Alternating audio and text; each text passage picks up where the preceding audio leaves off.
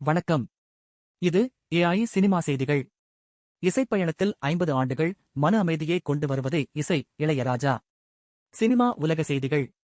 1976ஆம் ஆண்டு தேவராஜ் மோகன் இயக்கத்தில் வெளியான அன்னக்கிளி படத்தின் மூலம் அறிமுகமானவர் இசைஞானி இளையராஜா.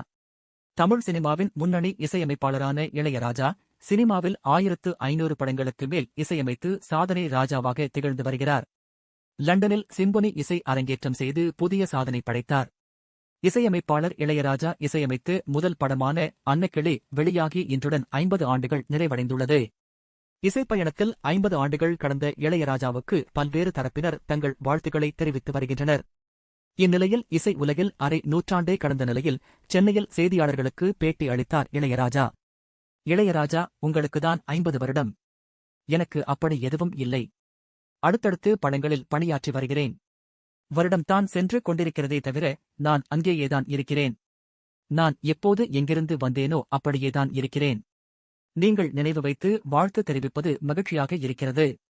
சினிமா பற்றிய உடனுக்குடன் செய்திகளை அறிய இணைந்திருங்கள். நன்றி.